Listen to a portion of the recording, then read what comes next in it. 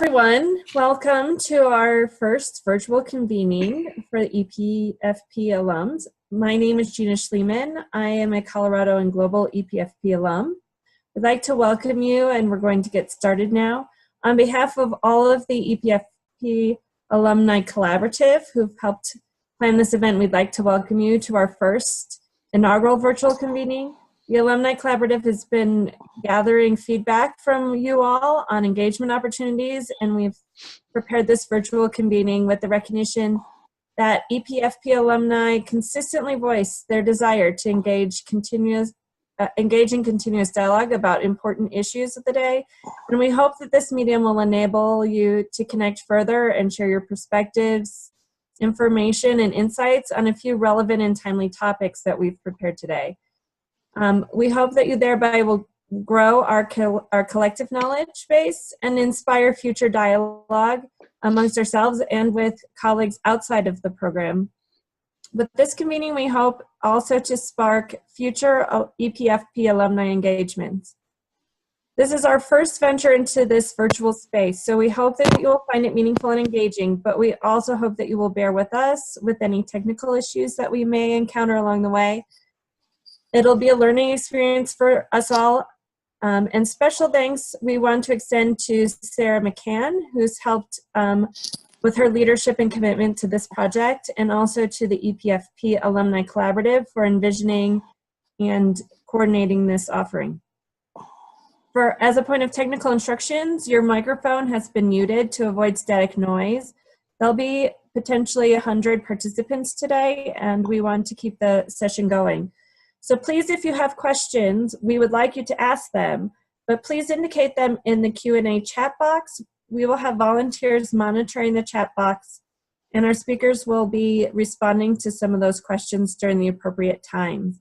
You're also welcome to share thoughts and ideas and suggestions throughout the event in those chat boxes, and again, direct your questions to the Q&A box. After the event, we've designed we will take the Q&A and the chat box, and we've pasted them into some pre-designed Google documents where you can continue to participate and continue your discussion throughout the week. We hope that you understand that due to time constraints, we might not be able to get to everyone's questions, and thus these Google documents are going to be a great way for us to continue our conversations beyond our short time today. You also can follow us on Twitter at #EPFP and #EPFPalum, and at EPFP_IEL. Marissa, I'll turn it over to you now. Thank you very much, Gina, for such welcoming, warm welcome to everybody. So we are moving to the next bullet in our agenda, and we are starting the open plenary. So it's my pleasure to introduce Dr. Monson, Bob Monson, who is Global EPFP Coordinator and New York EPFP Coordinator and Massachusetts EPFP alum 89. I didn't introduce myself. I'm also honored to be a EPFP alum from Massachusetts, class 2015. And it's my pleasure to introduce another panelist on Open Plenary, Dan Schultz, who is a Global EPFP and Michigan EPFP Coordinator, and Michigan EPFP Class 1977. With that, I will ask both Bob and Dan to take it over and to introduce other panelists for Open Plenary, taken from here. Bob. Thank you, Larissa, and welcome everybody. We're glad you could join us tonight for this inaugural conversation about our takeaways from EPFP, whether it's your site may be in Michigan or in Missouri or California or wherever, you're certainly welcome. We want to try to, this evening, begin this conversation about some of the things that Dan and I and one of our alumni, actually two of our alumni, are joining us tonight with their experiences in the Global Education Policy Fellowship Program. And I'm going to ask Dan in just a second to kind of give us an overview of that. But before we go to Dan, I want to introduce Joanna Papada. Joanna, why don't you introduce yourself? She was with us in Germany and Switzerland in the fall of 2018, this past year. And by the way, go ahead, Joanna. Hi, I'm glad to be here. My name is Joanna, as Bob said. I work at an institution called Manchester Bidwell Corporation in Pittsburgh, Pennsylvania. But our reach is more national and international as we work to understand the dynamics of working with individuals who are unemployed, never employed, or in transition of employment. And what we do is we go across the country and the world to find in business and industry who want to work together, not just to say we have this job and we need people for it, but to really develop the job with their needs in mind, but also with the limitations and the strengths of our population. So I've been here for 25 years. Our founder is Bill Strickland, a MacArthur Genius Award winner, and we have centers, like I said, in 10 U.S. cities, Akko, Israel, where we have Jews and Arabs going to school together and job training, and it was a very enlightening experience to be with Bob and Dan and my fellow colleagues in Germany and Switzerland to really wrap policy around what we do here in Pittsburgh and across the country. Dan, why don't you give our participants or invitees tonight a sense of kind of what this program is, how it started, where we've been, what are our objectives? Thank you, Bob. Hello, everyone. I bring you greetings from the campus of Michigan State University, where our Michigan EPFP program is based. We hatched this idea back in a decade or so ago, and it was the idea that we would have a follow-up opportunity to the basic EPFP program, that we had multiple fellows coming to us as coordinators across the country saying, what's next? This was such an interesting and enlightening experience. Where do we go next? So we thought, given globalization, that a global experience would be an appropriate next step for leaders and developing leaders. And so we created this program, the Global EPFP, with the idea of developing a greater awareness among participants about how other countries prepare young people in a globally connected economy, and to develop multicultural perspectives on both the U.S. efforts and other efforts to ensure its schools are being globally competitive. A third goal was to observe and engage with leaders in other nations as they shape policy, particularly around school reform. And our fourth goal was to establish relationships with global education policy leaders. And so over the course of 7 global EPFP experiences that we've had since 2011, we've had an opportunity to engage 3 times in China, once in England, once in Bhutan, once in India, and last year, most recently, in Germany and Switzerland. So we've had to date 95 senior fellows that have participated in the Global EPFP program, building on their foundational EPFP experience. Thanks, Dan. So what we're going to try to do in a very limited amount of time is just give you some takeaways that the 3 of us have had over our experiences. We're not going to be able to get to each of these countries. We'll make a little good old, give it the old college try though. But we want to try to start with Joanna, and Joanna participated in last year's program, which looked at workforce development. And we were examining the partnerships that were being created in Germany and Switzerland between private sector companies, large and small, and universities and technical and training schools. So Joanna, thoughts, your takeaways after having left last November? Sure, gladly. And I think I'll start with a quick story. Pittsburgh is home, and then soon they'll be leaving us, but we're the North American home from Bayer, North America, or Bayer in Germany. And my boss a long time ago decided to knock on the door of the headquarters and ask the question, what do you do here? And he was met by a German vice president and said, you're the first educator who ever asked that question. And it drove home to him that And it drives home to me every day in the work that I do now. And when I went to Germany, it really became crystal clear. Certainly the apprenticeship program in Germany and Switzerland is in their DNA because they link education and the economy tightly. In America, we're siloed. We have education over here, we have the economy over here, and we live in these silos. But what happened when we started talking to the German VP at Bayer North America here in Pittsburgh, he said, I need chemical technicians, laboratory technicians who aren't trained by a university, but who are trained by what I need, who have more lab work, more lab experience. And he said, I need to hire 50 to 60 a year.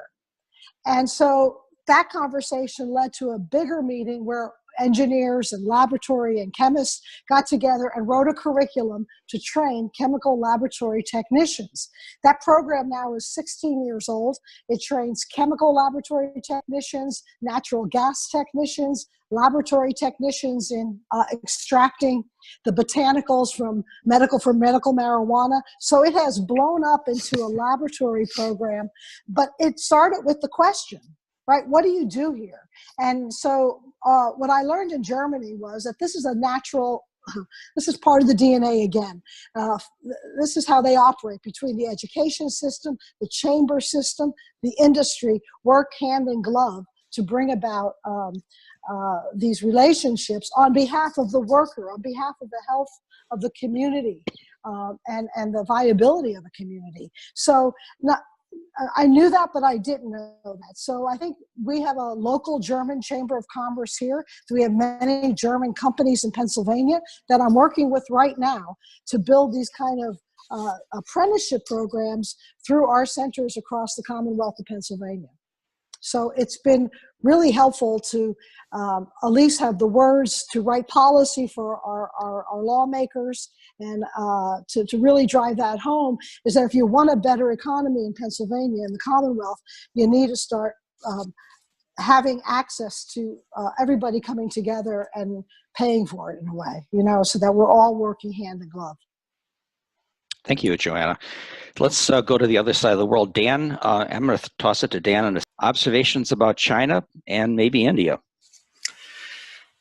So our initial focus for global EPFP was in Asia, Southern Asia, in developing countries. And so we began looking at China because it was much in the news. It was a global partner with much of the Western world, and a lot of our business and industry was shifting to manufacturing and production in China, and we wanted to better understand the dynamics of all of this. And so throughout our first two experiences in China, we were really focusing on some of the policy challenges that China had at the time.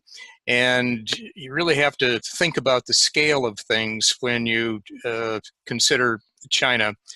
But this migration that they were going through from the rural areas into the major urban areas and the challenges that that presented for the schools was an enormous eye-opener for us. The implications of the one-child policy at the time, back in 2010, 2011, enormously challenging. This long history deeply inculcated around national testing in China were things that we were quite interested in looking at. This idea of improving rural education. How do you avoid getting people moving from these western provinces, from the rural areas, from the countryside into the metropolitan areas, and this tremendous growth that cities like Chongqing and Shanghai and Beijing and Tianjin and others were experiencing.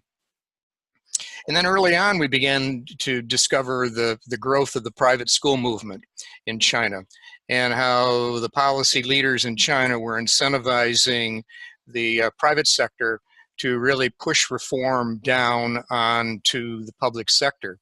This is quite different when we went back 7 or 8 years later and began having conversations from a more developed nation perspective around the Chinese dream, what it meant to become Chinese, and this idea of China is an economic, military, and cultural superpower.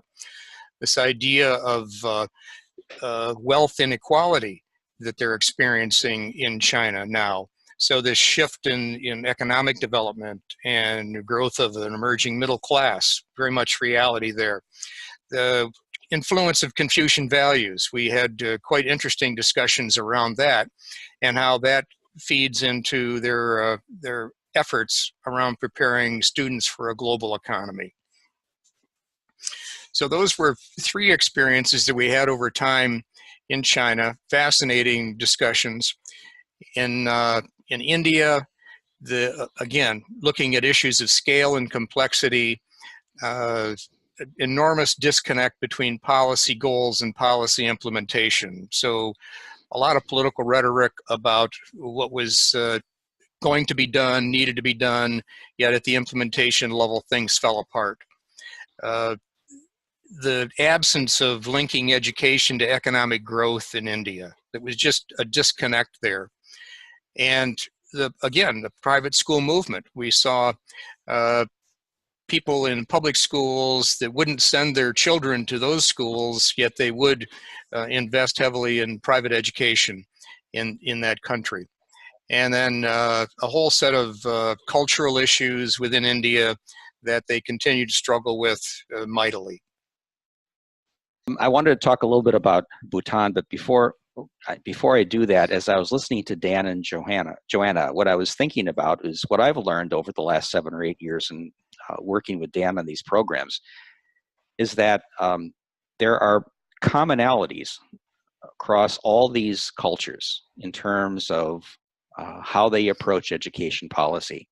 And one of the significant commonalities is that in each of these countries, the education policy agenda is inextricably woven into the history and to the culture of that particular country and its people. You can't separate it out. Joanna was talking about the apprenticeship program in Germany and Switzerland and how it's part of their DNA. I've had a couple of conversations with Chamber of Commerce people here in the United States, and particularly in New York. I've floated the idea about, well, what about trying this idea of paying someone to go to school 2 days a week and work in your company for 3 days a week, and you would pay that person, and that person would get a good education and get a certificate at the end. And they looked at me like, are you crazy? Why would I pay somebody to go to school? And what I learned from that is it's just not right now part of our culture. So the Germans have a very different approach, and we can learn much from them.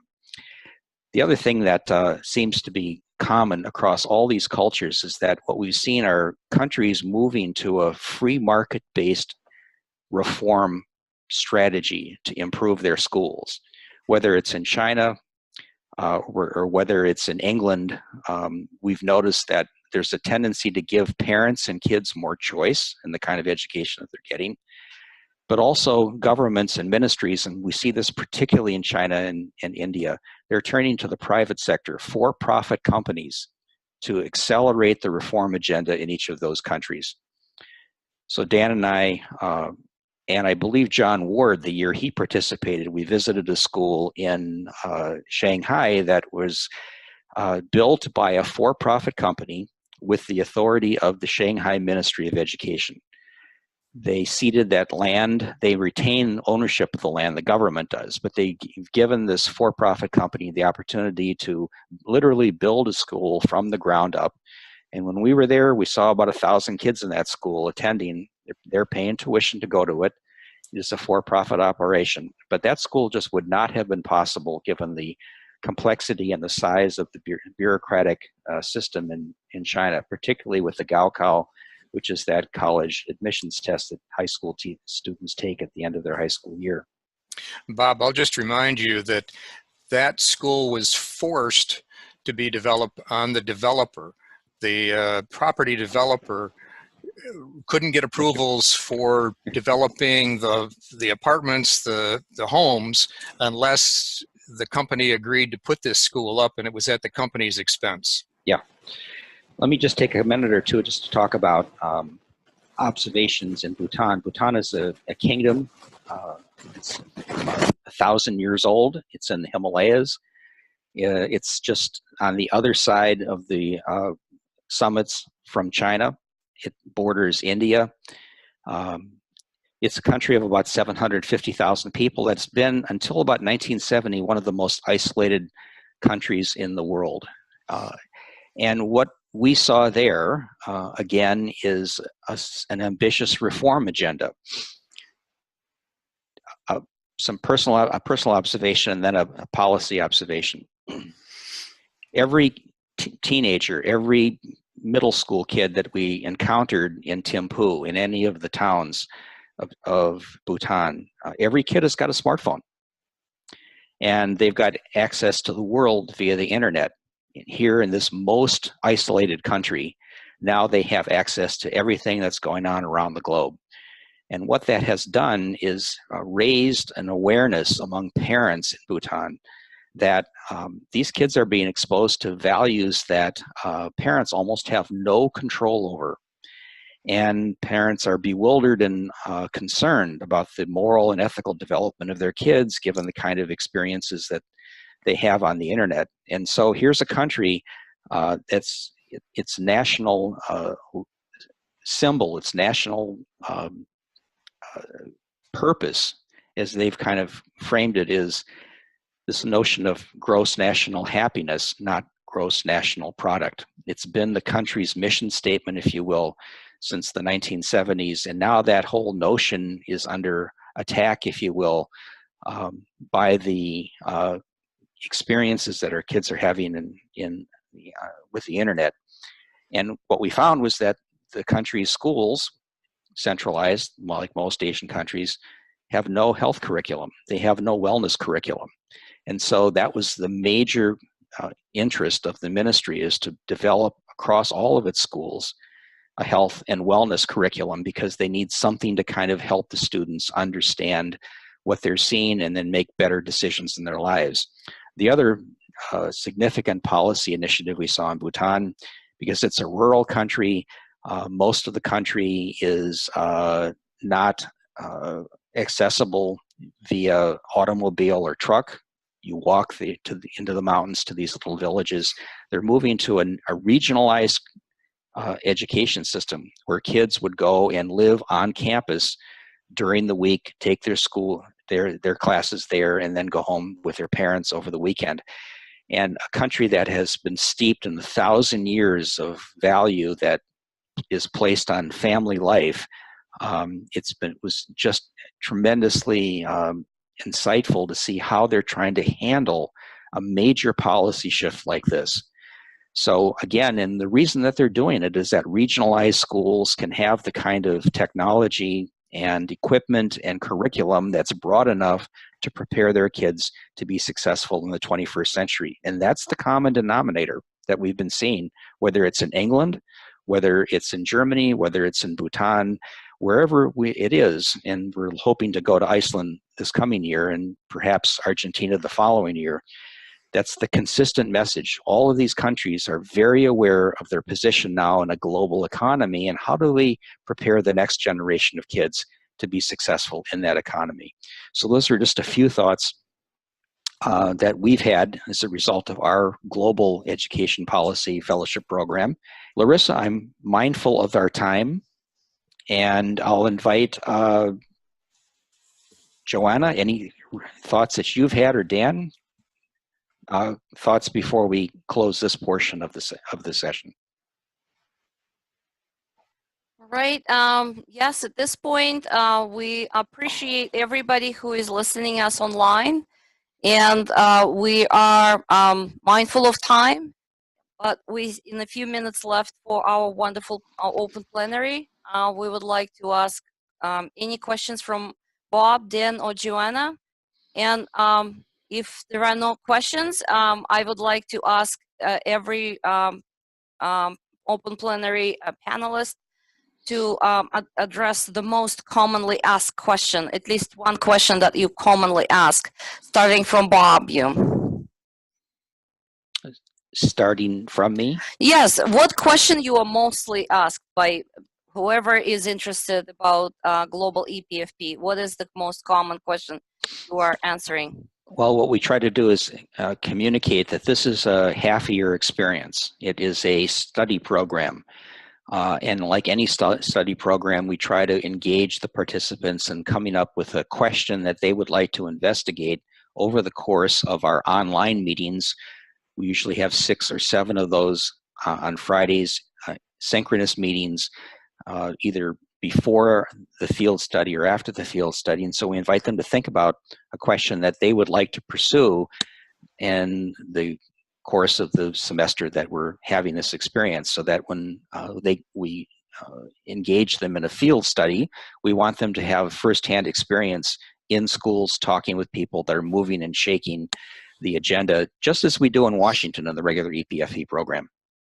Excellent. Thank you, Bob. And is there something that Dan would like to share? Is there a common question that you often ask? One of the frequently asked questions we get is, are there any scholarships available to support the expense of global EPFP? And I'd have to say no, that we have not had the luxury of scholarship money or funding to support that. So it is an individual sponsorship and an individual payment, either their organization or out of pocket. Excellent question, excellent answer. And before we will ask Joanna the same question, we have a question from the audience. Question, how have people applied the learning abroad when they came back? Is there any out of the 3 panelists here would like to share that? Joanna?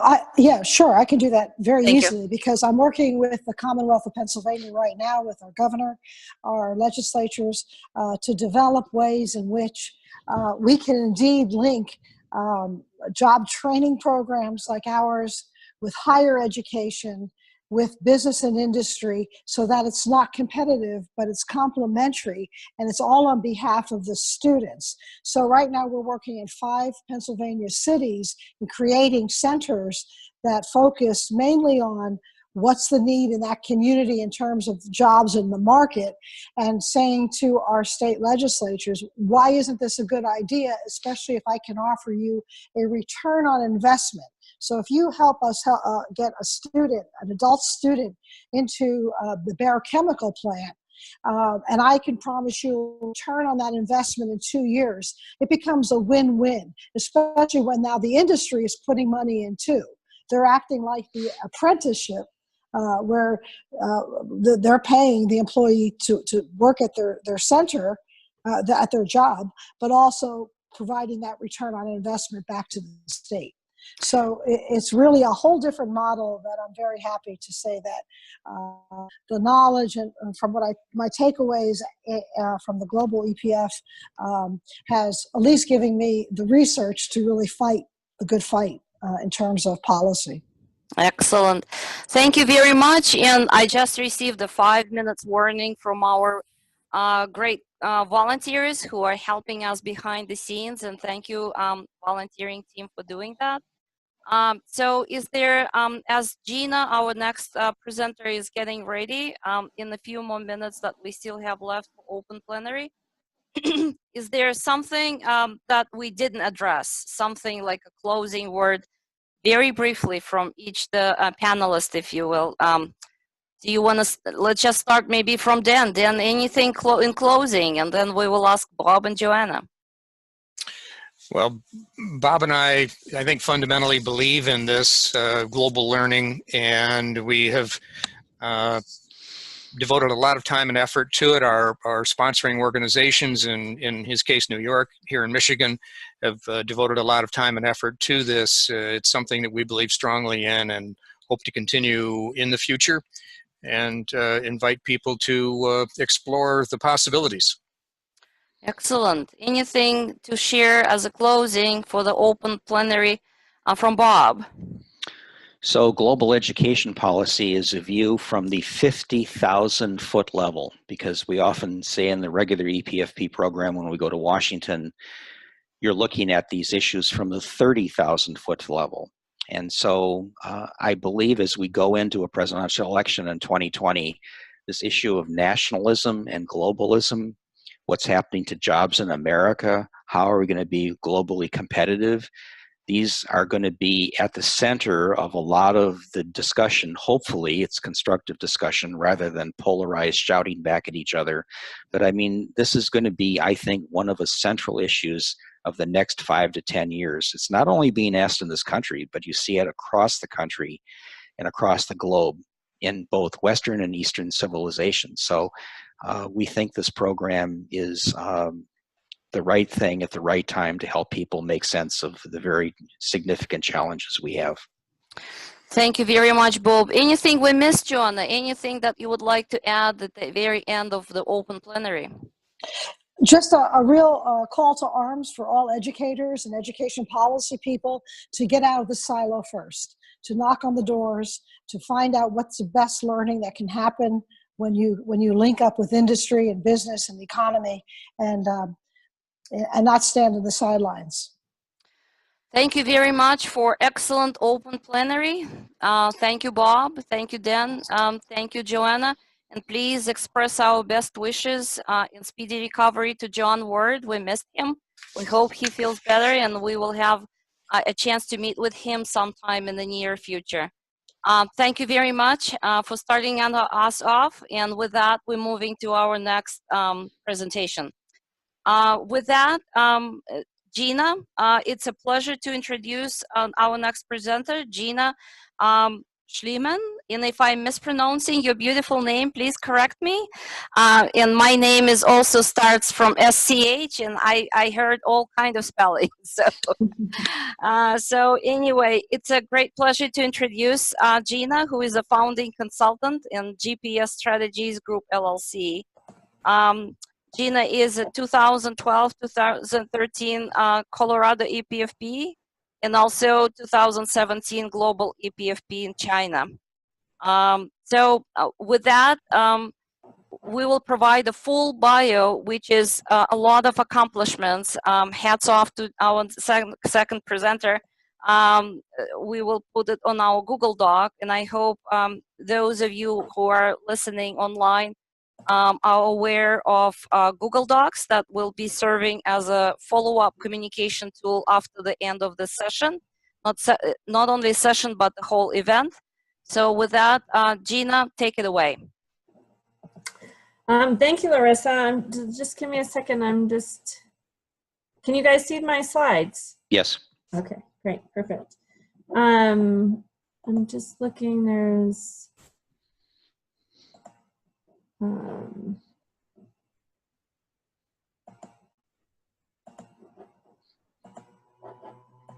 okay, I think that should work.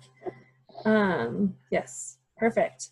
Okay, well, Bob, you had mentioned that the Global EPFP program focused on a question that participants were invited to consider a question to investigate as part of that program. And that kind of segues into my session because this is a question that really was a big part of my participation in the China program with the Global EPFP that we did in 2017. And I was approaching the trip to China thinking about international competitiveness, and really began focusing on the trip on governing structures and how different governing structures impact our ability to innovate and deliver on education goals.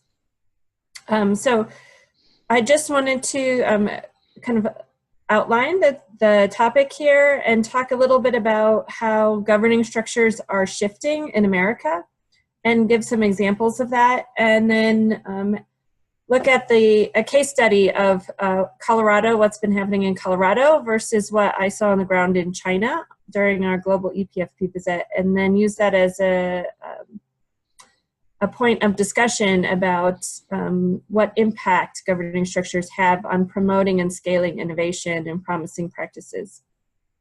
And kind of the goals of this session are to examine some of those government structures that we already have in the US and how they're shifting, identify some key innovation enabling differences between those governance structures, and then discuss how changes to those governing structures in the US education systems might help do things like enable innovation, that results in equity, enable innovation that prepares students for future work, and also enable replicating at scale some of these successes that we're beginning to see, that particularly ones that are producing more dramatic results for students in a way they haven't in the past. And this slide here, the photo is from a trip to Belize I had with my husband. This was a school, the one school in the town we were staying in that had been gutted out by a hurricane. It represents this kind of structures, or do we have some outdated structures or structures that are no longer fit for purpose in our system, and to be thinking about how systems management integrates with how we govern our education. So what types of systems do we see? Well, we have kind of a loose national system with a federal legislature that decides federal statutes and law. And then there's some rulemaking from the U.S. Department of Education, but that layer of structure is quite loose. It's really the state and mostly district levels where we see most of the decision-making happening regarding schools and what happens on a day-to-day basis in the schools, or how they're interpreting the national statute. So in the state level, we have state legislatures, we have state boards of education. Sometimes they're elected, sometimes they're appointed, and they decide policy and rules and may govern appeals processes for decisions. And then we have the state educational agencies, and they mostly provide programmatic and technical assistance support on a consistent level across states, but they also have some oversight mechanisms, particularly tied to ESSA. And what those oversight mechanisms look like depends a lot on those state legislatures and state boards of education and how they decide to apply those. In some states, we have some of this in Colorado. There are also some regional governing boards. In Colorado, we have rural districts that are small, pooled together to form what are called Boards of Cooperative Education Services, or BOCES, as we call them here locally. Those regional levels of governance happen in other states as well. The backbone, though, of the American governance system is the district, or the local education agencies. They usually have an elected board, and they make decisions about the schools in their geographic area. Also at that district level, you might have a district accountability committee. So in Colorado and a few other states, the district has an appointed or an elected committee that also helps with oversight for the district and educational outcomes. And then we have charter schools, or some networks of charter schools in certain states where they're authorized as an LEA. So they're independent of the district system in those states. So they act as a local education agency and make decisions like a district would for the school or schools that are part of that charter school. And then we have the local and the school level. For the most part, you have, their district-run schools often are decided by the district, and the district makes decisions for them. But you're increasingly seeing across the country district-run specialty, or sometimes they're called innovation schools, where they have more on-site autonomies over curriculum, hiring, budget decisions. The degree to which they have local autonomies in those district-run schools varies quite dramatically from state to state. And then we also have district or state-authorized charter schools that fall under a local education agency. So they are fully independently managed by a governing board, but they are also accountable to that district and state governance levels. You have district or charter schools that are managed by nonprofit or for-profit education management organizations. So while they fall under the kind of local or district, there's an outside organization that's effectively running the school. So they're also beholden to that level of governance from those organizations. And then in a lot of states now you have school-based committees or community engagement committees that are involved at that local and school level.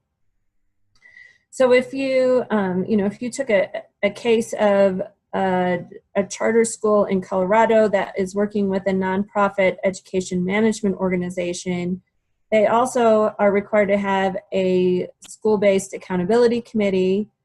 So that's 3 levels of governance just at the local school level. Plus you would then have the district level, the state level, and the national level. So as you can see, that creates quite a complex government structure just for one school, all those different layers of governance. So you might say, well, why are we talking about governing structures?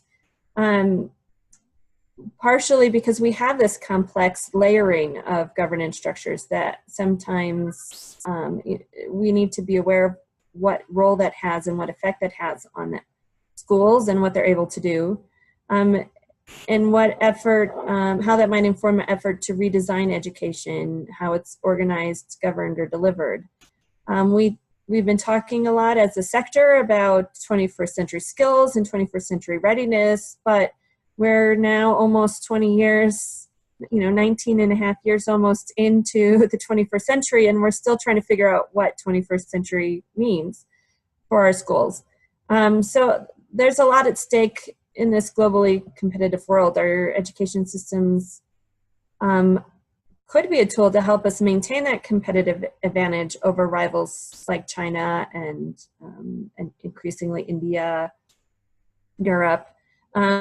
But we need our education systems that enable strong outcomes and enable innovation that will equip all students who can compete in that marketplace. And so what I haven't been hearing in the discourse and professionally is that focus on governing structures. And there's starting to be some emergence of that.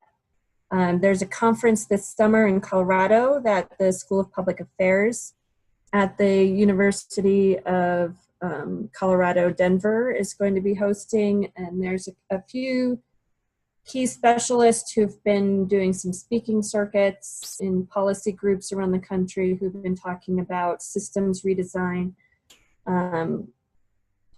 But really it's not, we've just always kind of had this governance structure, and with charters and contract schools and different things coming in to the governing structure, it's something I think increasingly we need to be aware of and discussing. So to kind of look at this, what are an example of some of the impacts of governing structures can have, looking at Colorado's a very local control state when it comes to education decisions, and compare that with the centralized approach that we saw on the ground in China, in the Chinese education system. There's some great innovations that have been happening in the space in Colorado. Real strong focus on robust curriculum standards and relevant curriculum standards across 10 subject areas, not just the core subject areas. Strong data-driven instruction. There's systems in place for every school to use to review their data annually to drive improved instruction. Modernizing instructional methods, whether it's apprenticeships or dual enrollment, project-based learning, competency-based and mastery-based learning. There's also, they're encouraging entrepreneurs, or edupreneurs as we call them in the state. And what has triggered that has been this local control, that there's been more seeing the principal as a coach and a data outcome specialist, that there's more local decision-making on site in some schools. And compare that to the education system in China, which is more centralized. What you've had in Colorado is this rapid implementation and adjustment and a lot of innovation, but where there's been struggle is with consistency and replication to scale. Whereas in China, they are slow to change. They don't have data-based or data-driven instruction. They're not measuring data on site at the schools. They have a variety of different focuses, but they are able to scale things quite quickly because of the centralized system. And so for discussion, and keeping in mind that we have the governance structure we do, and that kind of centralized governance is not likely in America's future, how do we ensure governance structures are fit for purpose? What innovations do you all see showing improved educational equity and outcomes? And what governing structures are supporting those innovations? And I'd like to, kind of hear from everybody in the group about things that you're seeing on the ground. What structures are enabling those successful models to scale in places where you see them scaling? And see if we can build some collective knowledge around what are some emerging trends that might help spark discourse for those of us in our respective states. Excellent. Thank you very much, Gina. And the questions are coming in as you were presenting. So the question was, would you make your slides available, Gina? Yeah, so I've already pasted the slides into the shared Google Doc. So the slides are captured and they've been pasted into that shared Google Doc for this session. So everybody will, you should have gotten a link for that in the invite out that you received for today's session, but certainly it'll be in the follow-up as well.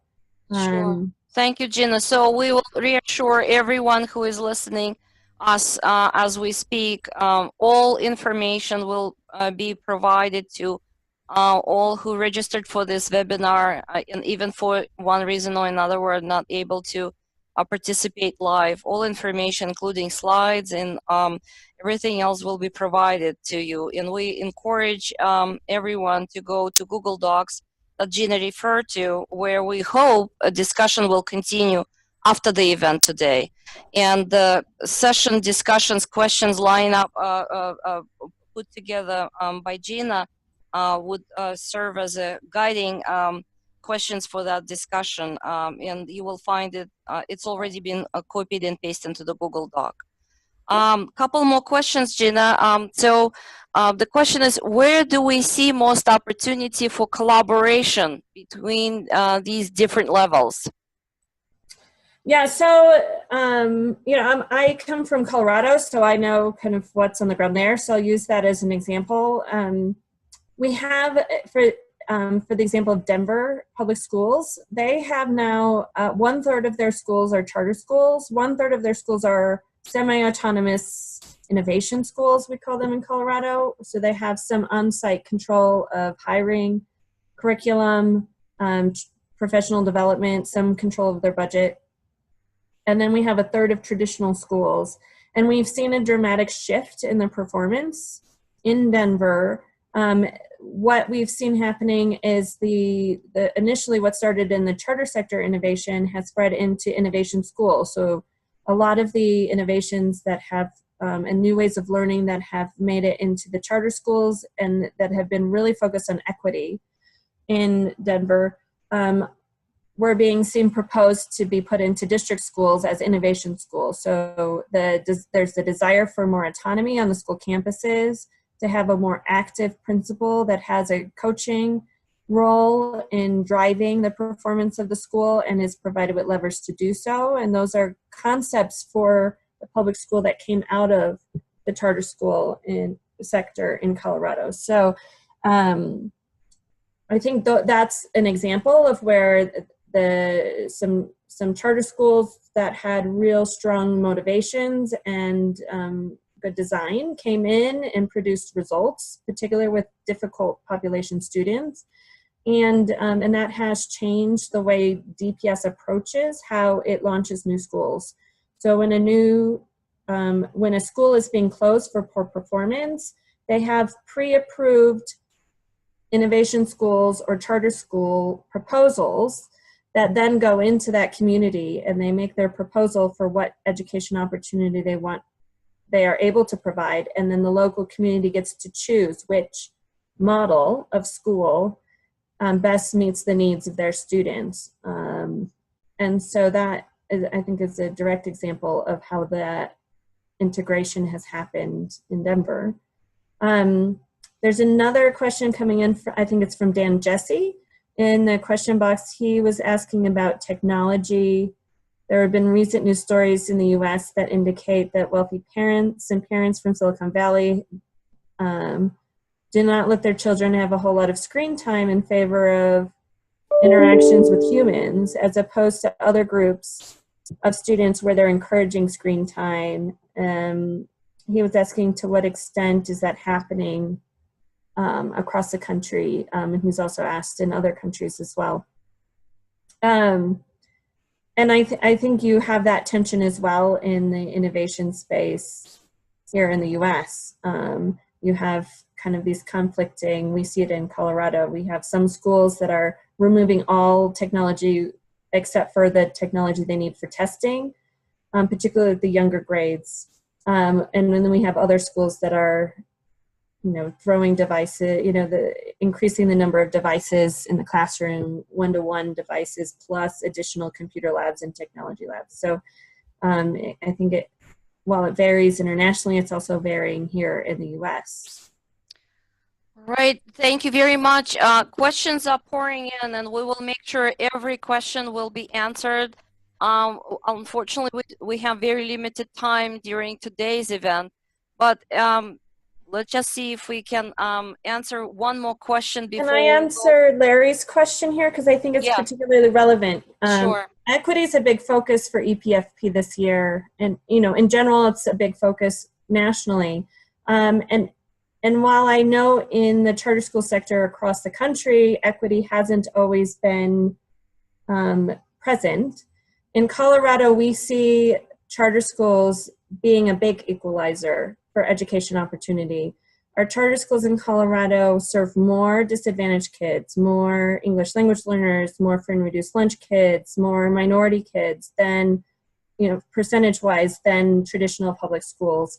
They also perform better with those groups of students. And the charter school sector now is, I think, around 250 schools, and they represent more students than the largest school district in the state. So we have 2 school districts that are around 100,000 students each.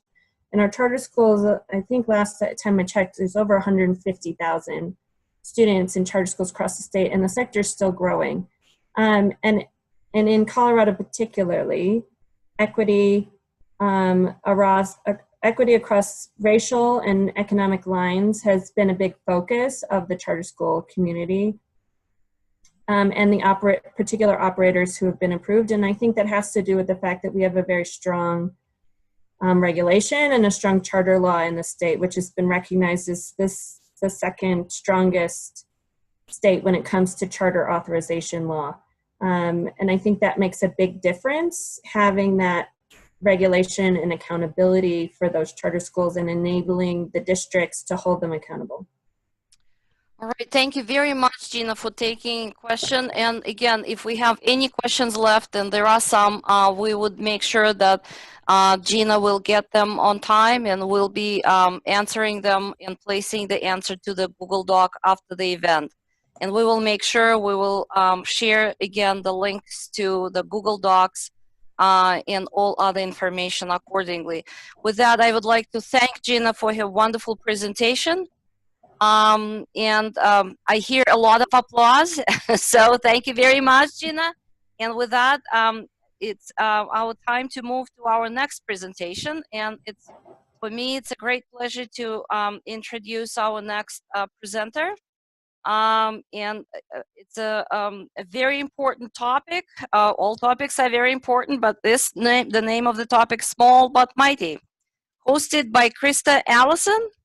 And as Krista is getting ready for her presentation, I will just, it's my pleasure to introduce Krista, as she shared with all of us that she has a passion and love for educating the whole child, and recognizes that part of her work in education is helping our students understand they should dream big, adventurous, and dive in. And it's my pleasure, and let's welcome Krista Allison, who is Ohio EPFP class 2014. And take it away, Krista, from here. Thank you so much. Can everybody hear me? I hope so. Yes. Okay, beautiful. Thank you for just talking for this conversation today. We're going to talk a little bit about early childhood education, and I do have a strong passion for it. So I'm just going to kind of guide you through some things. And one of the things is this quick video I just want to show as it relates to early childhood.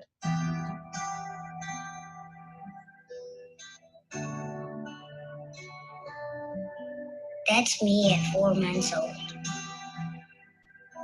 I'm one of the thousands of little miracles born into poverty every day. That's my mom. She's 17 and never finished high school. She's got some big dreams for me, but she's alone and she's scared. This is my first birthday. That's my grandma, my cousin Tanya, and my boyfriend Kevin. We all live together. It's cold and crowded. I hope we move soon. I don't like Kevin. He's always yelling. This is my second birthday. We're all at daycare, strapped in watching TV again. I wish I could just run around. This is my third birthday. My brother William's taking care of me while my mom sleeps.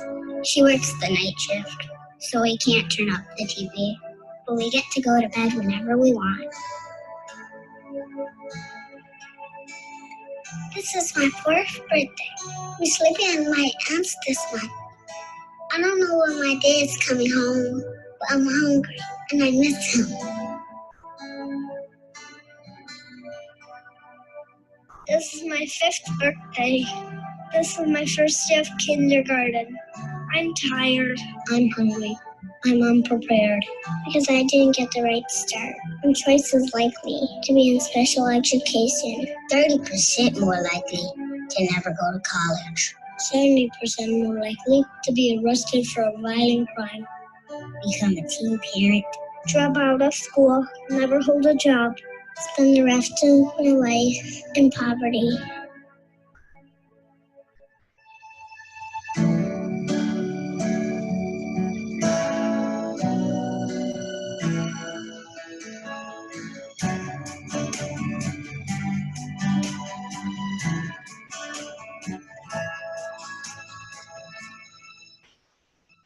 My mom plays with me all the time.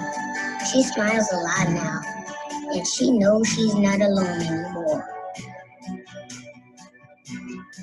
Grandma, Tanya, and Kevin read me a story every night before I go to bed. I go to my school every day, where I get to run and play and see all my new friends. Will and I go to preschool together. Today we learned about dinosaurs and played a counting game. Every morning, my dad and I brush our teeth and do breakfast together. We have our own place now, and I know we'll always be together. This is my first day of kindergarten. I'm rested, I'm eager, I'm confident, I'm curious, I'm prepared. I'm ready. I am your future. Change the first 5 years, and you changed everything. Anyone interested in investing? So I always like that video because I think it sets the tone for the conversation in terms of early childhood education and why we're investing. One of the things that we know, one of the books, I don't know if any of you are familiar with this, but if it comes up on the chat, this is a really interesting book, if you've ever read it, The Importance of Being Little by Erica Christakis.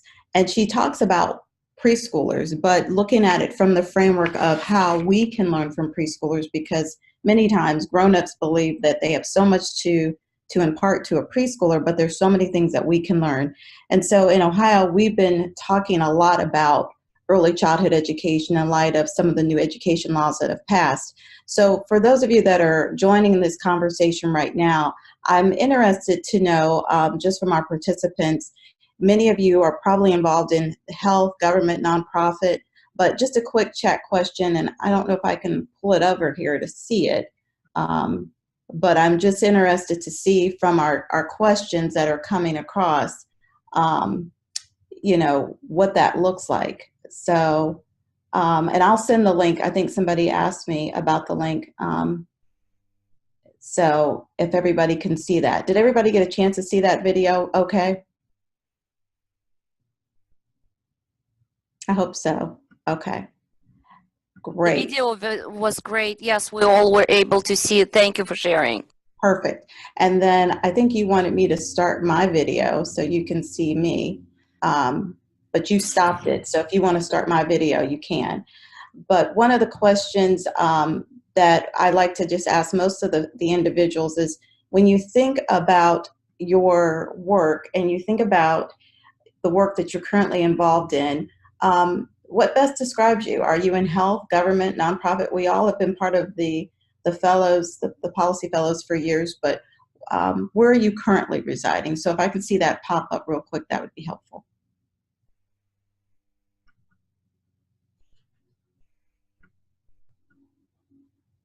Okay, we got nonprofit and education. Okay, we got education. Okay. Thank you for sharing. Anybody else?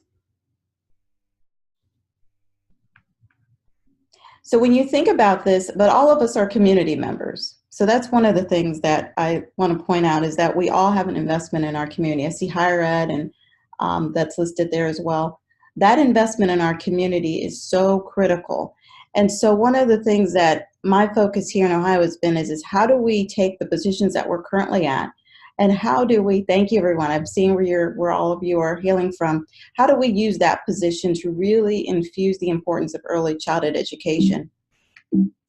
And so with that in mind, one of the things that I like to ask you all in terms of did you know, for all of you that are joining this conversation, do you know how many early childhood programs exist in your county or your community? Has anyone ever stopped to think about that? Or maybe you may know automatically. How many early childhood programs exist in your county or community? So you can just type it in the chat. I know for myself, when I got into education many years ago, that was one of the things that my focus was always on K-12. And one of my mentors actually brought to my attention that there is some importance in early childhood education, because we have so many children who enter who are not kindergarten ready, and we have expectations that we're placing on them to know and to be able to do things that they're not able to know and be able to do. And so as I started to look in my own community, in my own county, I found out that there were over in Stark County, which is in Ohio, that we have over 200 early childhood education programs. And so that was interesting, because I thought, how many students are actually in those programs, and are parents participating in them? And what I found was that they really weren't. Even though we have over 200, many students don't participate in early childhood education. For the most part, there are many who do, and there are many that are publicly funded and there are private funded ones, but there are still a host of families who believe that the child will fundamentally learn everything that they need to learn at kindergarten. So with that in mind, we know that that's not true, that for the most part, when children are coming into kindergarten, there are already things that they have to know and that they have to be able to do.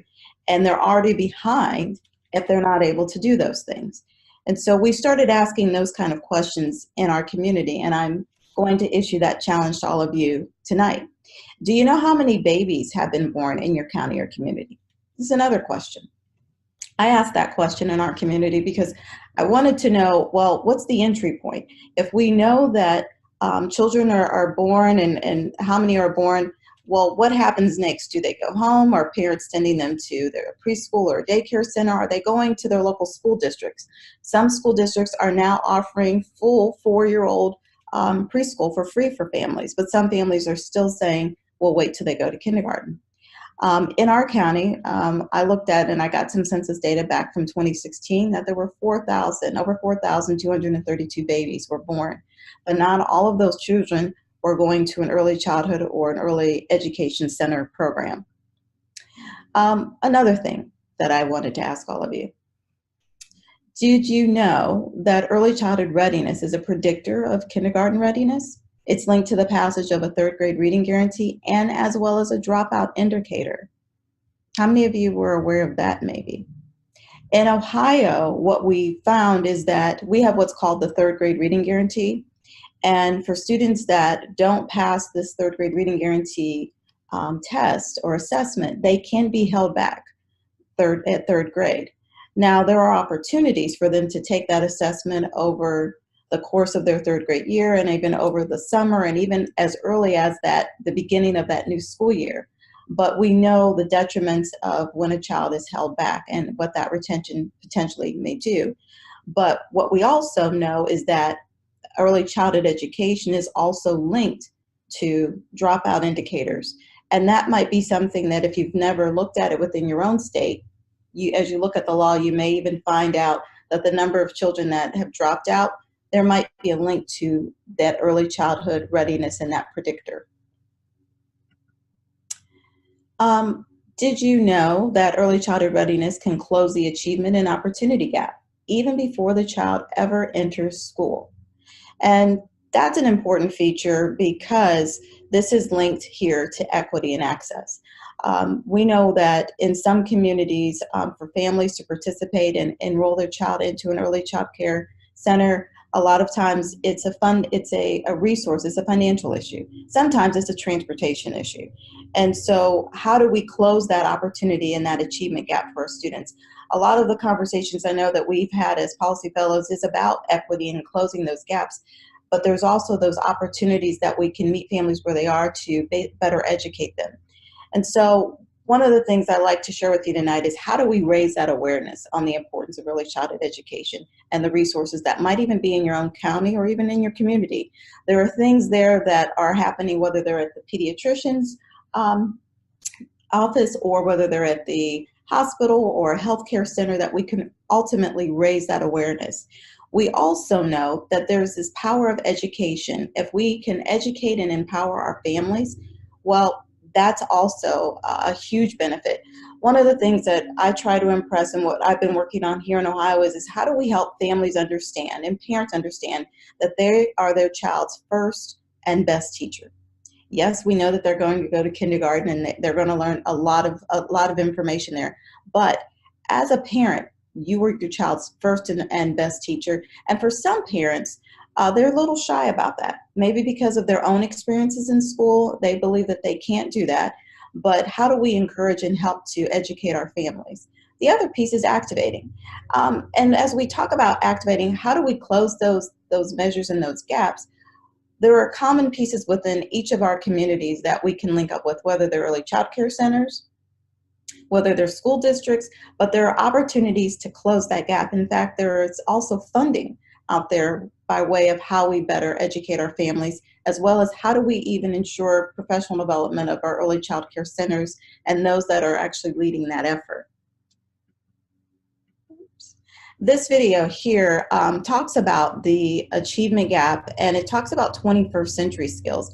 I think I have just a few more minutes, and I want to make sure, I just want to play this for you because it's very interesting. It's by Mr. Heckman, and so I'll play that for you right now.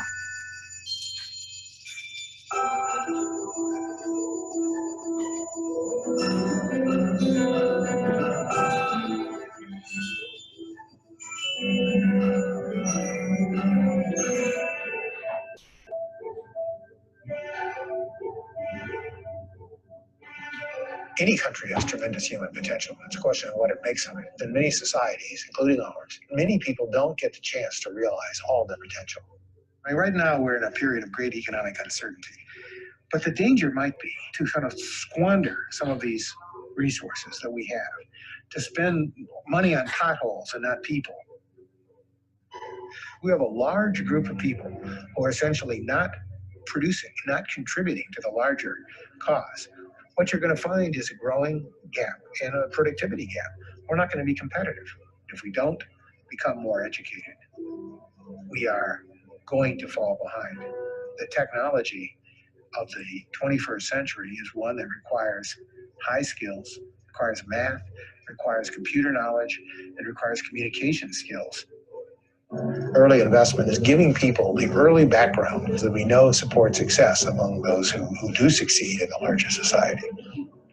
So human potential is realized by giving people access to those resources. There are many projects out there, but few have the rate of return of early childhood investments.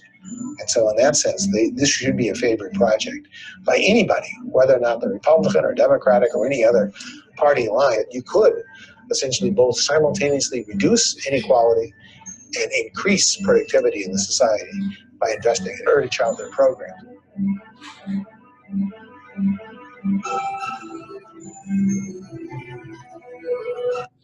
So what we've seen in that video, hopefully, or what you can tell, is that that urgency of now is now, and the importance of educating and making sure that we have our that investment is there is important. A lot of times we invest in all the other things, and Dr. Heckman has done a lot of work around this, but one of the things that he talks about is the rate of return.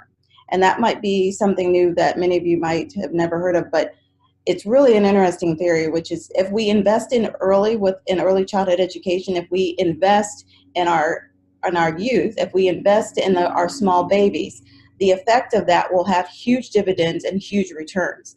And so you can find a lot of work of Dr. Heckman. It is located right on YouTube. You just kind of type in Dr. Heckman and you'll see his information listed there.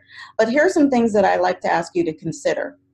What are your current state mandates around early childhood education? Are there laws with respect to step up to quality for your early child care centers in terms of compliance pieces? What are the funding mechanisms currently that your community and your state has by way of how are early childhood efforts funded? We know, and how are early childhood educators funded overall? How are they paid? What we know in Ohio from an early childhood basis is that in Ohio, typically what happens is that teachers who work in a school district that are responsible for providing early childhood education instruction are typically paid more than those who work in early child care centers. Very interesting. Now, obviously, some of them they've gone and they've received more schooling, but we know that there is some inequity there. We also know that from a funding basis that typically if a school district decides that they are going to include preschool as a part of their K-12 programming, the funding is not equated to what they receive on a K-12 basis as well. And then the notion of equity. What does that look like? How many students are of color? How many students from an economic basis are in our preschool programs versus students who are not?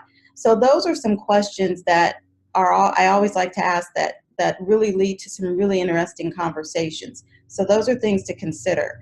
And then finally, based off of kind of what you've been hearing me talk about, if you could just go to your chat real quick, how would you rate then in your own community, and how would you prioritize early childhood education?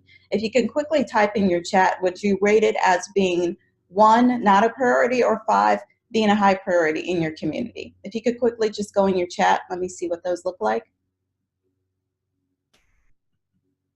3, interesting. 2, okay. Some 5s, starting to become, okay, thank you. 5.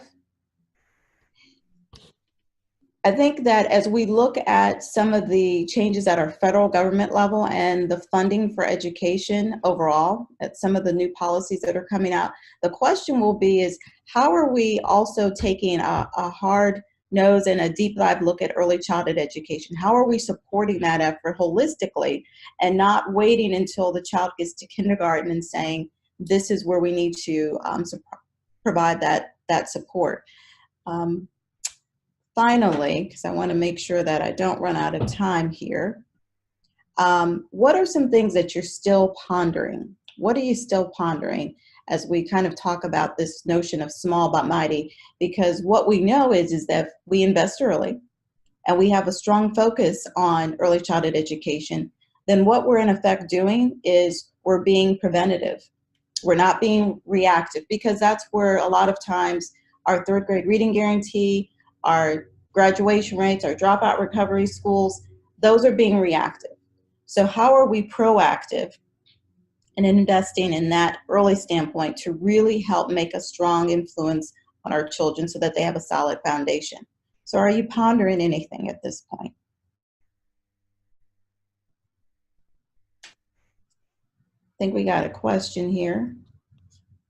And says, have other states gotten past the lack of funds for early childhood? Thank you for posing that question. Are we investing enough in teacher preparation and salary?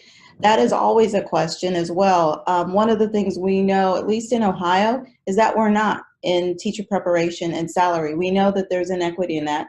The working conditions, it's very interesting because in a private or a publicly funded preschool program, obviously they operate Monday through Friday. Some will operate Saturdays. And so their working conditions are what they are. However, what we do know is that the investment in the teachers or even the aides aren't there. And many of these individuals that have been working in the early childhood profession, some of them only have an associate degree. And with new requirements for compliance, what that will bring is an inequity, because if centers ultimately close, those individuals are without jobs. Another question that I just saw that was posed here is, how do we educate the public to the importance of early childhood education, the consequences? Thank you for asking that question. And in fact, I'll just leave this with you. There's no time to actually show it, but there is a movie here. You can actually go in and look. It's called No Small Matter. We're going to be showing this movie in our community at the end of the month. I encourage you to take a look at this YouTube trailer that was created, because it really will cause a call to action in your community about investing in early childhood education. We're gathering stakeholders, public and elected officials, community members, educators to actually take a look at this and have a hard conversation around early childhood education. So with that kind of concludes my conversation on Mighty Small but Mighty. I want to thank you all for joining the conversation and participating in the chat as well. Thank you. Thank you very much, Krista, for such passionate presentation and raising so many extremely important questions for all of us. So we would like to encourage everyone to continue conversation on all of these very important questions. And we will ask Krista to provide her slides and links to the videos. Everything will be made available to you. And again, we will send everyone links to the Google Docs, where the slides and materials will be available after the event and after each presentation. And great videos, and again, links will be provided as well. So as we're moving to the next session, and our next presenter is getting ready his materials, it's my pleasure to introduce you to Robert Fearson, Dr. Robert Fearson, who is the EPFP New York 2014, who is the Director of School Leadership and Technology in New York Institute of Technology. So Dr. Fearson, Robert, take it from here. Okay, thank you. Can everybody hear me? Yes. Okay, that's great. And you can see my slides, right? Absolutely. Okay, thank you. Terrific. So thanks everyone for hanging in through this kind of interesting first experience in virtual conferencing for us.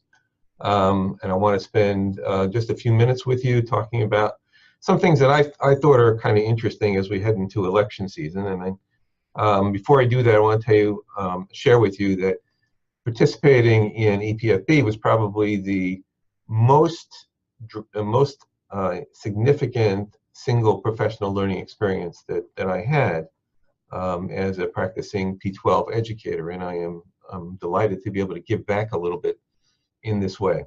So I thought we would talk a little about the upcoming elections and you know, examine maybe some of the things. All right, lost it.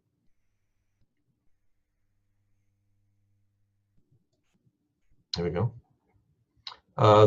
Examine some of the trends or the issues that are emerging, and see what you think. It's very much a thought exercise for me.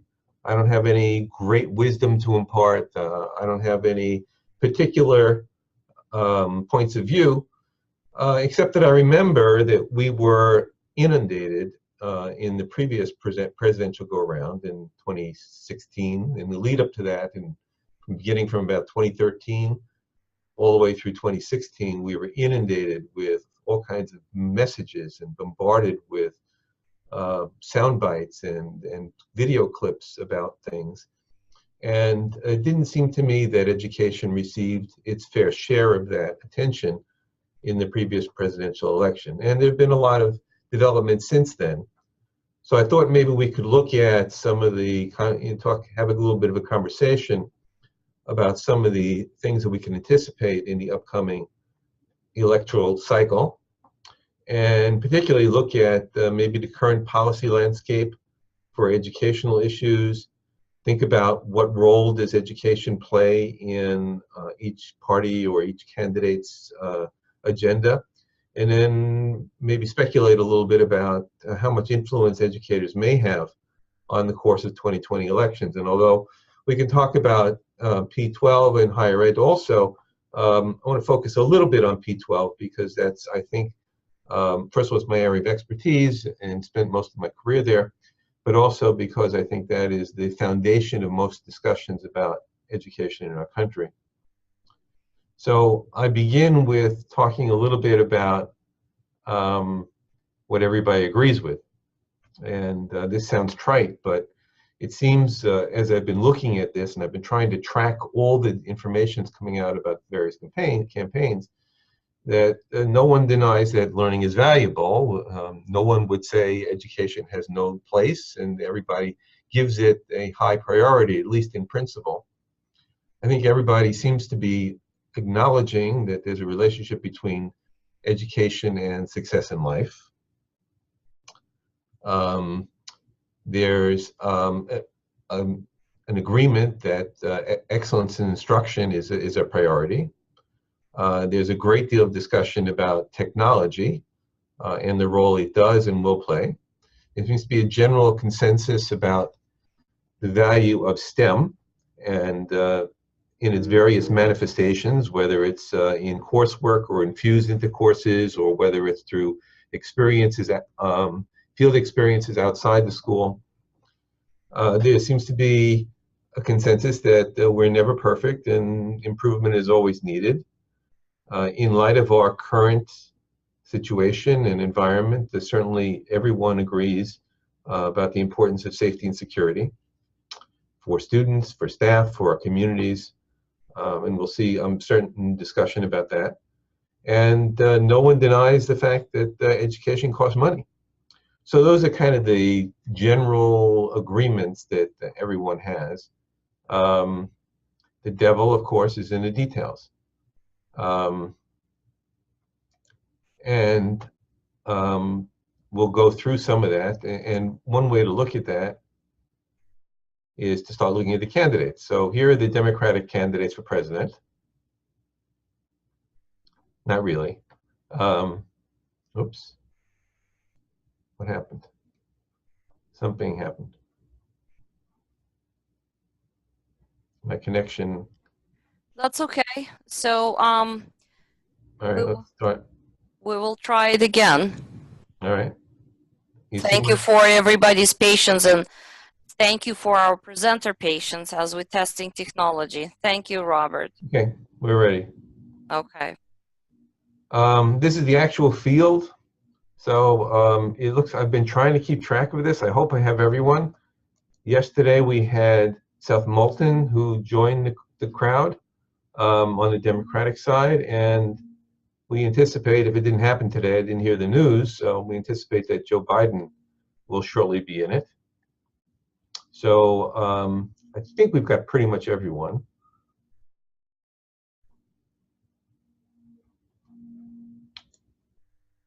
And then there are actually two candidates for Republican president, Republican nomination. Now, Bill Weld is kind of an interesting guy. He presents himself as a kind of social progressive, even though he has very conservative viewpoints on a lot of things.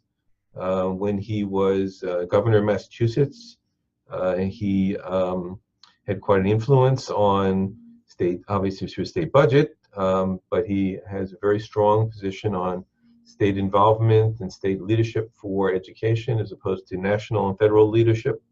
On the other hand, he's got some ideas about cutting budgets all over. So,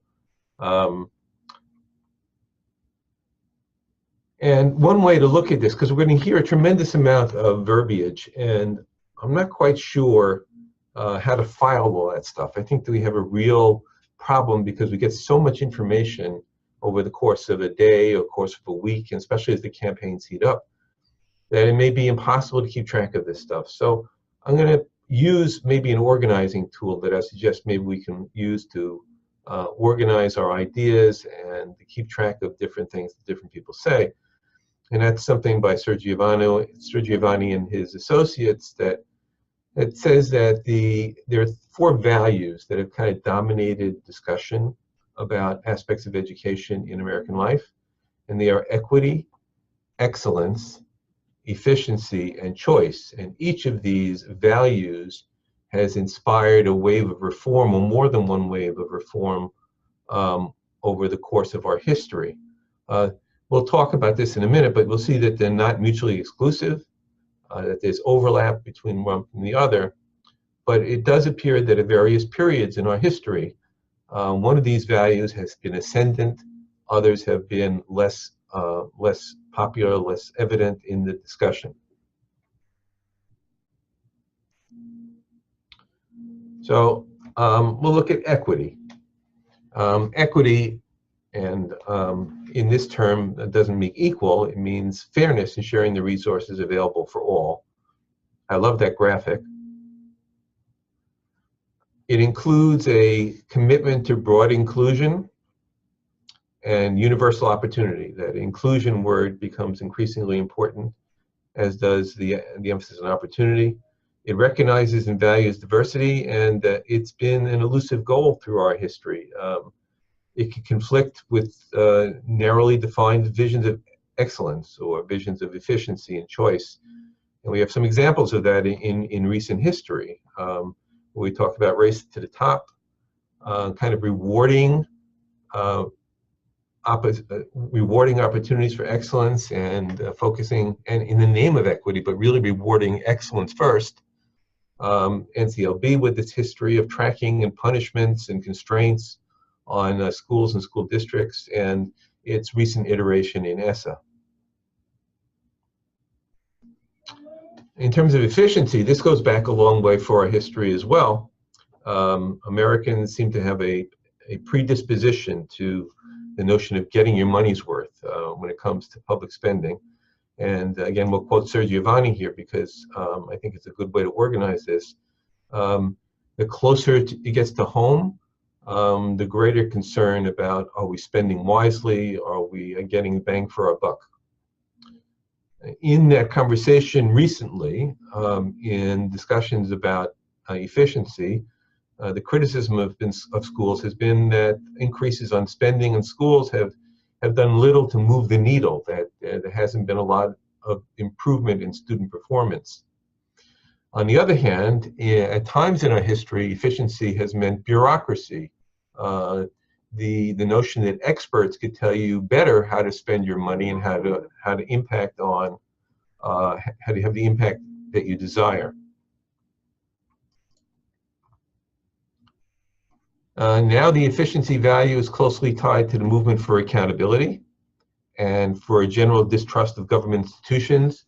We see this in the political context in terms of limits on big government, demand for balanced or reduced budgets that we just talked about in connection with William Weld, belief that government limits competition and therefore it increases the cost of operation, so it's no bargain for the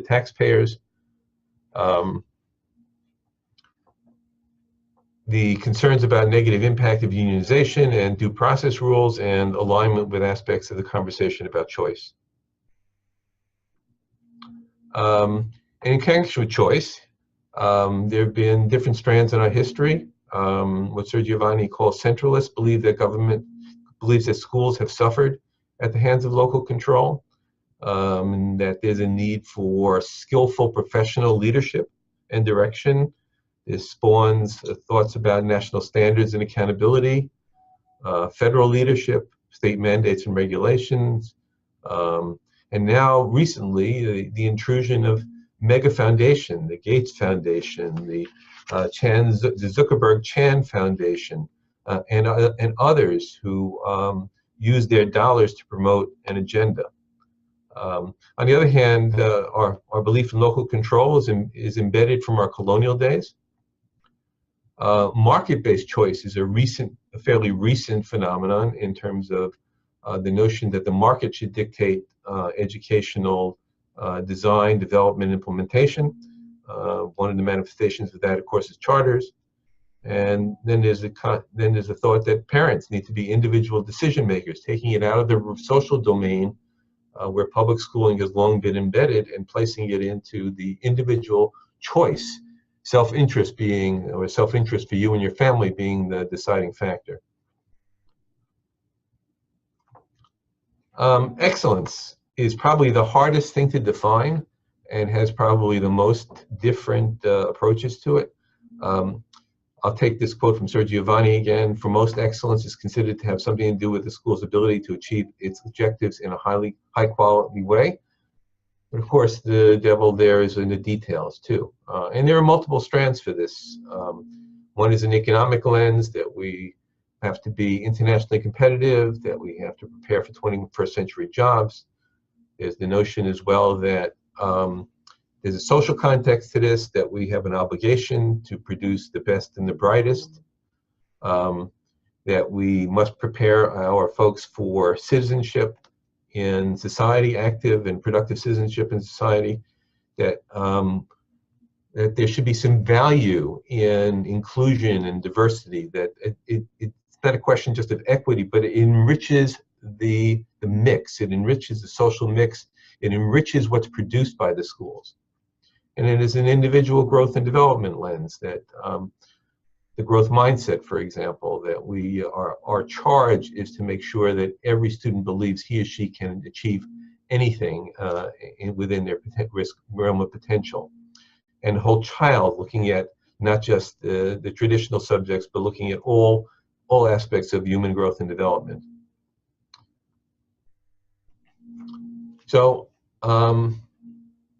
in terms of which perspective to take, you'll find discussions, I'm sure, about our global competitiveness. People talk about international exams like PISA and TIMSS. They look at examples like Finland and Singapore. You can see from this chart, I don't know how well you can see it, that in terms of PISA test scores, we're right there in the yellow bar. There are discussions in the media about the fact that there's a skills gap between the students who are produced by our schools and the jobs that they actually have to take. And then there's a contrasting or a complementary point of view about the need for dispositions and behaviors that contribute to productive citizenship and sound decision making. Some who would argue the excellence in the excellence domain would argue that test scores are not improving dramatically, so we are not really producing the scholars that we need. There is a substantial lobby out there that says that we're ignoring gifted students in our attempt to differentiate instruction and provide quality for everyone. We've ignored the needs of the gifted. There are complaints that we don't really have a highly skilled teaching staff or school leadership staff, the widget effect where everybody is okay, everybody's great, and nobody is differentiated in terms of ability to get results. On the other hand, we have the highest graduation rates in recorded. You can see from this chart, which from the National Center for Educational Statistics, The average is approaching 80%. So there are some who would say excellence is high quality for all. There are some who would say we can't achieve excellence while achievement gaps persist.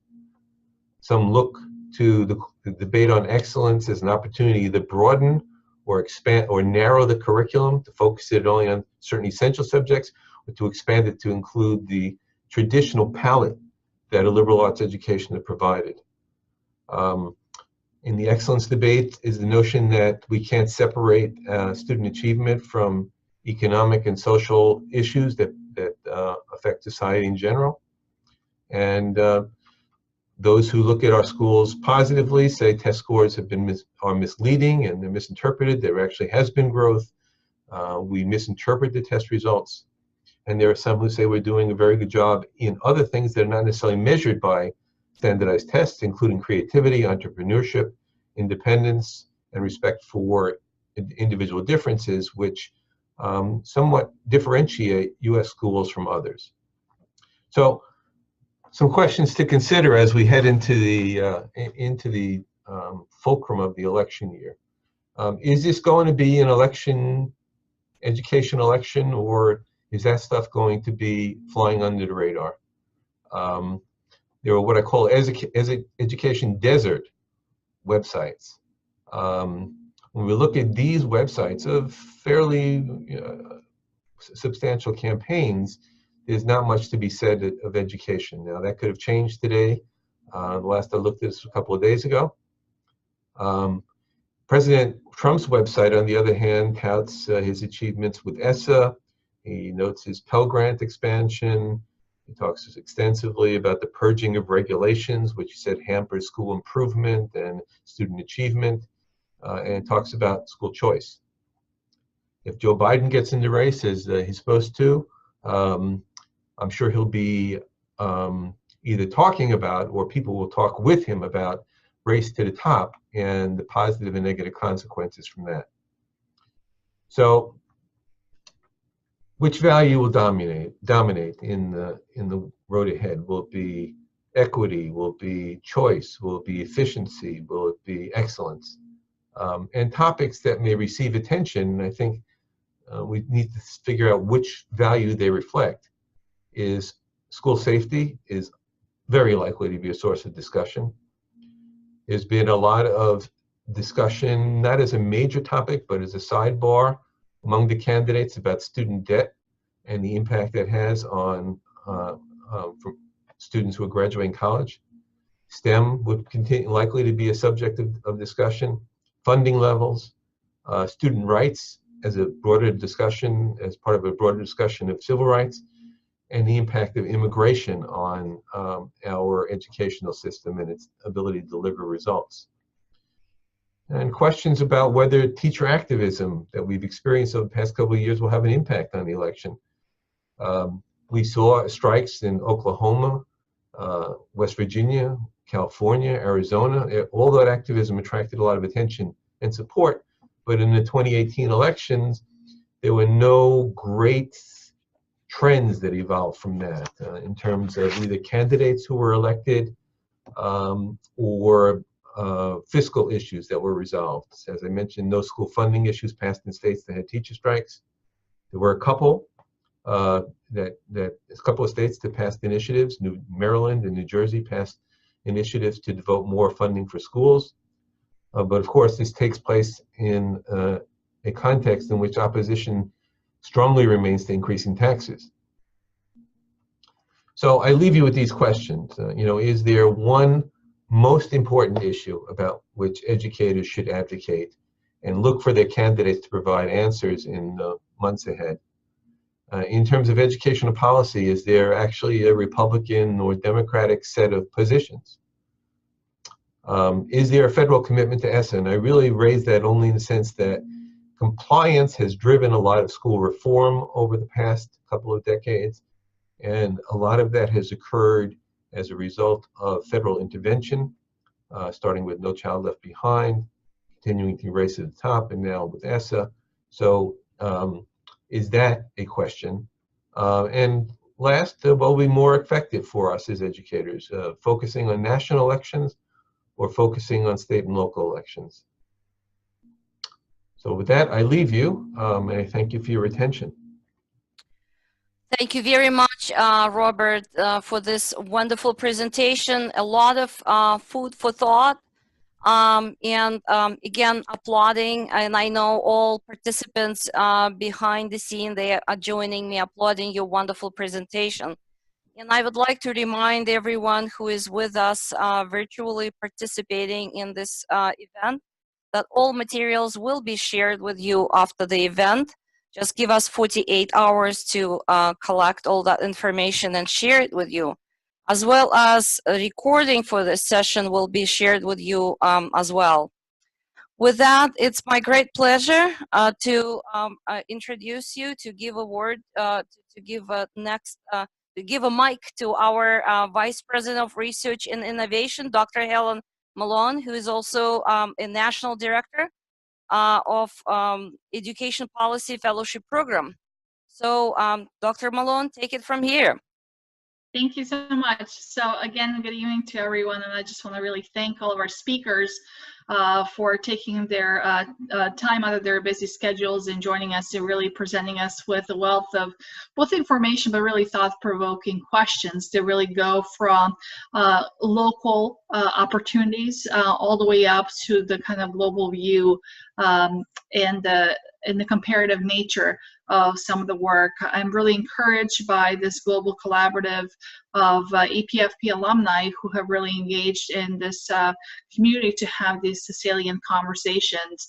Some of the things that struck me as we talked about, a lot of the issues and concerns, whether we were talking about the global context, we're talking about the early childhood access, or what might be on the agenda in terms of what the governance structures that we currently have and what might be a part of our political discourse in the upcoming election, tends to do with both our culture and structural design, but also in terms of the role our systems and institutions play in our community, in our society.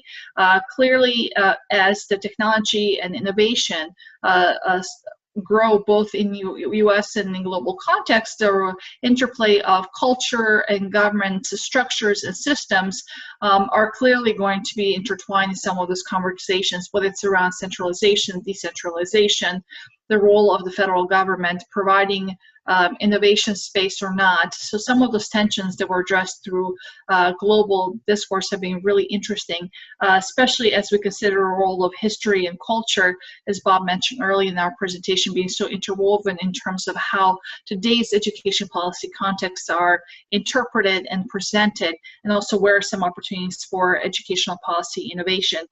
I also appreciate Gina's comments around the governance structure, and this certainly comes to play when we talk about the role of schools being center of the community, being center for school-family community partnerships, but also being center of a reimagined learning enterprise. And the questions that struck across the United States around charters is, what is the role in terms of our public education, public investment? What is the role of charters as places for innovation, for addressing some of the equities or inequities? To what degree charters also have responsibility coming and addressing some of the community issues? And we see this play out in very different ways, obviously, oftentimes across ideological spectrums, but we see a lot of good and robust conversations about the role of charters, certainly in the DC context where our national office is located, in terms of balancing both the sort of new ways of thinking about education policy and educational design,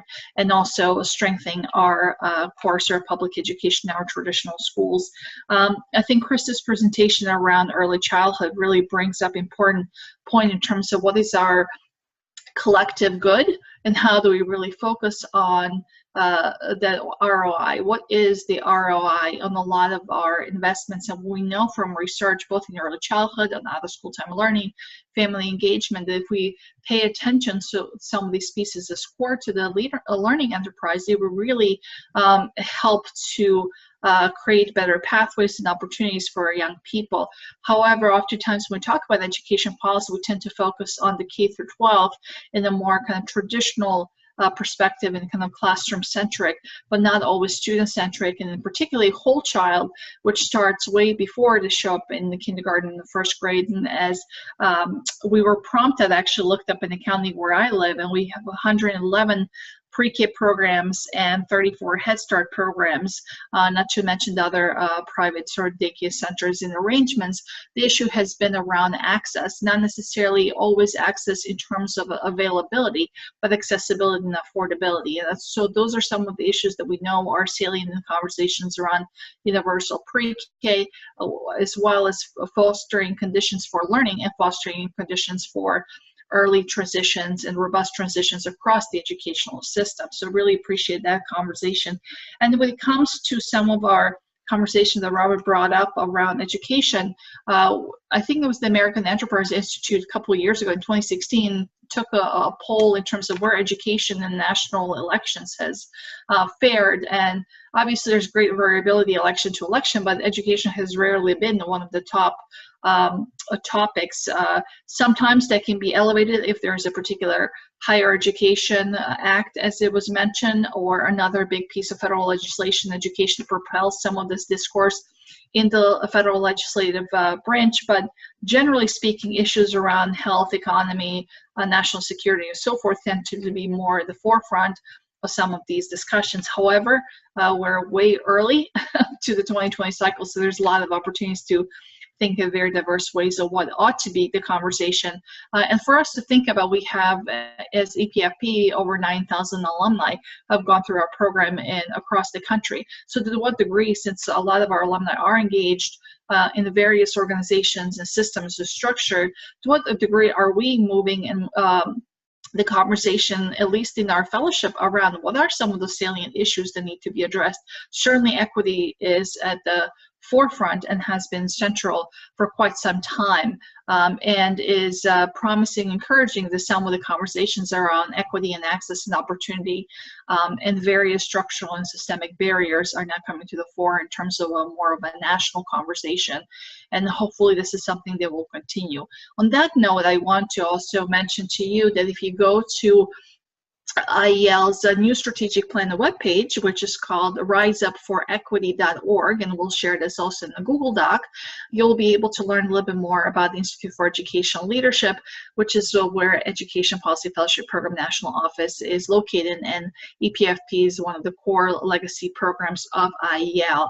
I want to mention that for us, we have engaged in the strategic planning process, or refresh process, I should say, a couple of years ago, and our new strategy is really taking stock over the fact that we are 55 years old as a national nonprofit, and looking back over the last 55 years, we have seen only incremental changes, despite all the vast efforts on federal, state, and local levels to improve the conditions when it comes to both education and workforce for our children, youth, family, and adults.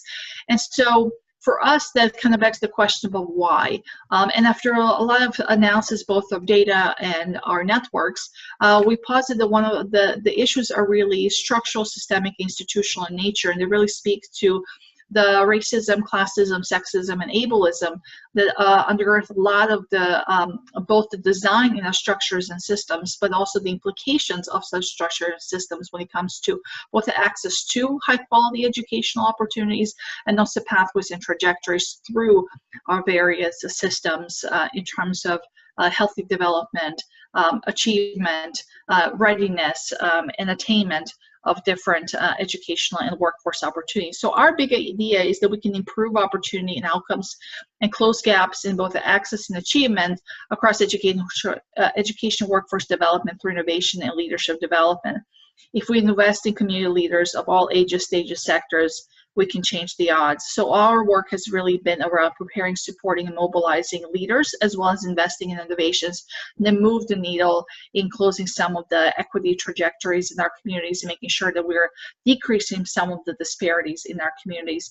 So as we start to kind of, close out in our, first virtual conference, I want to pause and just invite all of our alumni to kind of briefly put in your chat box, what are some of the aha moments that stood out to you today across these different conversations that you heard? What is sort of like one takeaway that got you really thinking about, both in terms of education, whether it's a global conversation or some of the domestic topics that we covered? So I'll give you a moment to start typing through, and as we do that, I do want to do another kind of update in terms of our alumni collaborative. So as Sarah McCann, who is our national coordinator, some of you might have interacted with her. She has really spearheaded this national alumni collaborative that's really brought to you by all the different alumni. We have been hearing from alumni for a long time about the importance of finding ways for the alumni conversation to not only exist on the state level, but across the country.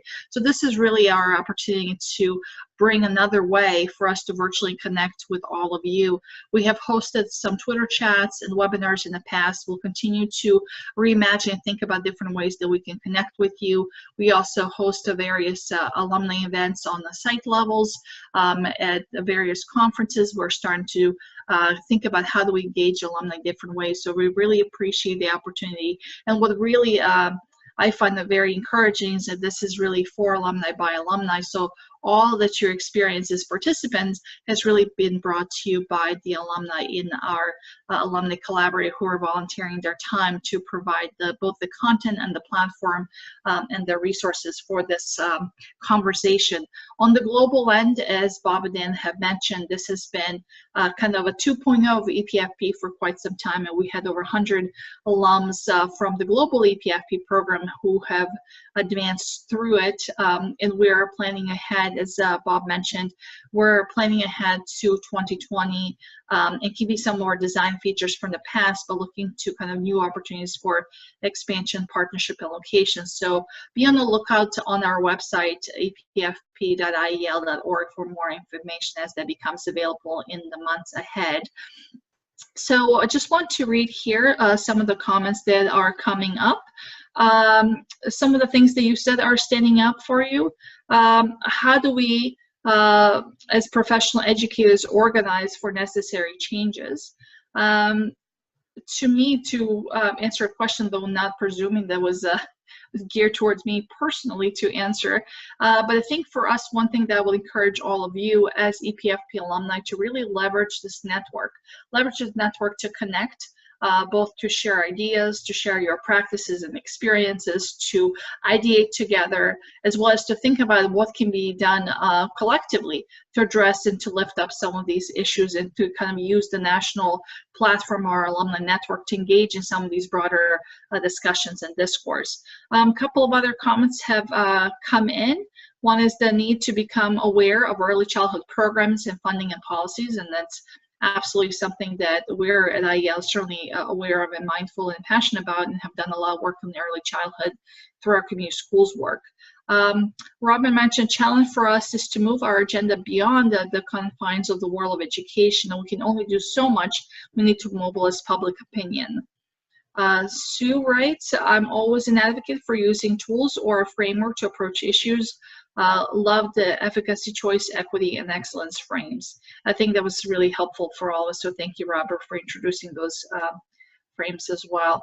So I'm mindful of the time, so I just wanted to, and please keep some of these comments coming. But in our closing, I just want to again extend my thanks to the EPFP Alumni Collaborative. I thank every one of you who joined us for this first virtual conference and bearing with us with technology, which fortunately has worked pretty well. I also want to thank Sarah McCann for working tirelessly to keep us connected, and for managing all the logistics behind this wonderful experience. Also, Larissa Shelkin and the Global STEM Education Center, which is a nonprofit that helped really make this happen from technology standpoint. So thank you, Larissa, for setting up this virtual conference. I also want to thank the alumni volunteers for conceiving, planning, executing today's event. And again, let's keep the conversation going via the Google Doc that was introduced at the top of our virtual conference. You will receive a reminder and links to Google Doc after the event. So we encourage you to keep the conversation going, to share your thoughts, your questions, and kind of keep interacting and engaging. Another way to do so is through social media, through our Twitter, Facebook, and LinkedIn pages, as well as by using hashtag EPFP or hashtag EPFPalum. And also be on the lookout in the next few days for the recording and evaluation of the event. We need your input to plan future EPFP events. Our alumni collaborative, as I mentioned, is really for and by alumni. It's really driven by what you want to learn, how you want to engage, in what ways you want to engage around what topics. And so that we're really looking for you for future ideas and feedback. And lastly, we welcome anyone who would like to join the Alumni Collaborative that we mentioned, everyone involved today volunteering, so there's an opportunity to showcase your talents and skills as we plan future events. So with that, thank you so much and have a good night. All right, with that wonderful word from Dr. Helen Malone, Vice President of Research and Innovation and the National Director of EPFP, we are closing our event tonight. And we appreciate everybody's participation, and we applaud to everyone who made this happen and volunteered the time and effort. So we hope to hear from all of you, and you will receive communication on behalf of the whole group who put this together. And again, thank you very much for your participation. Have a good night.